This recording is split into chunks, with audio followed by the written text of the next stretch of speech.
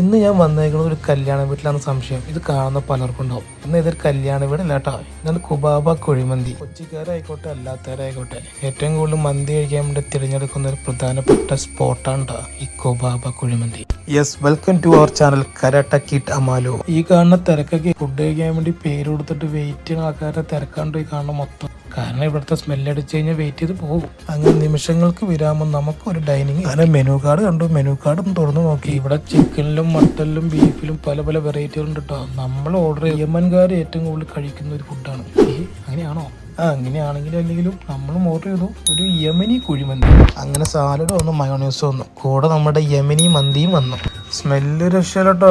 നമ്മൾ ഇത്ര നേരം വെയിറ്റിങ്ങിൽ പിടിച്ചിരുത്തിയതും ഈ സ്മെല്ല് തന്നെയാണ്. നല്ല ആവി പറക്കുന്ന മന്തി.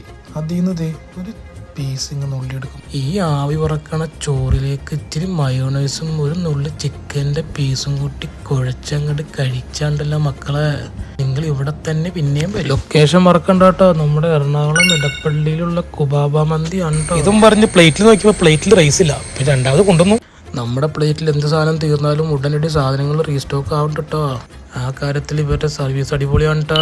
എന്നെ ഞെട്ടിച്ചതല്ല കേട്ടോ, ഇത്രയും സ്പേസും ഇത്രയും ഡൈനിങ്ങും ഇവിടെ ഉണ്ടായിട്ടും ഈ പുറത്ത് ഇത്രയും മാത്രം തിരക്ക് വരുമ്പോൾ നിങ്ങളൊന്ന് ആലോചിച്ച് നോക്കിക്കേ ഈ കടയുടെ ഫുഡിൻ്റെ ഒരു ടേസ്റ്റും കാര്യങ്ങളൊക്കെ. ഞാൻ പറയാതെ നിങ്ങൾക്ക് മനസ്സിലായി കാണുമെന്ന് വിചാരിക്കുന്നു. ഫുഡ് മാത്രമല്ല കേട്ടോ, ഇവരുടെ ആംബിയൻസും അടിപൊളിയാണ്.